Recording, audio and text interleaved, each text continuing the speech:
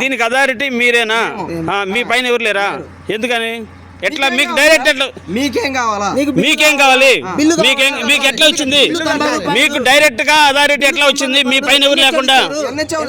అదే నీ పైన ఎవరు ఒకరు హైరార్కీ ఉంటది కదా, హైరార్కీ ఉంటది కదా, హైరార్కీ ఉంటది కదా. మీరు అసలు మీ ఐడెంటిటీ చెప్పి, ఐడెంటిటీ చెప్పి, మీరు ఐడెంటిటీ చెప్పండి, మీరు ఐడెంటిటీ చెప్పి, ఐడెంటిటీ చెప్పి ఇక్కడికి తీసుకురా. ఏం తీసుకురా? ఇక్కడ తీసుకురా. రాదా? అదే సర్వర్ మీడియా అని కాదు నేను అడుగుతుంది. నీ పైన ఎవరు? నీ పైన అథారిటీ ఎవరైనా ఉంటారు సార్ మీకెందుకు? అరే దీనికి ఎవరు పేమెంట్? దీనికి పేమెంట్ చేసేది ఎవరు?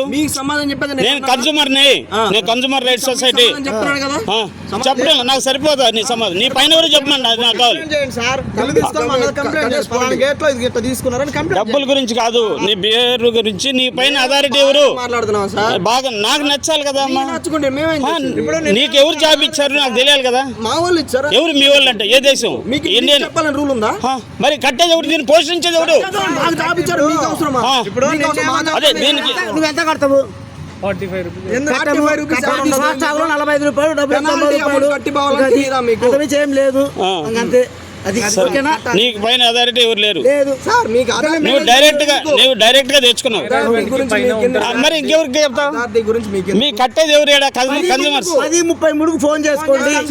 అదే మాకు 90 రూపాయలు కట్టుకోమని ఇచ్చింది వాళ్ళే. మీరేం చెప్తారో 90 రూపాయలు కట్టుకోమని ఇచ్చింది ఎన్హెచ్ వాళ్ళు మాకు.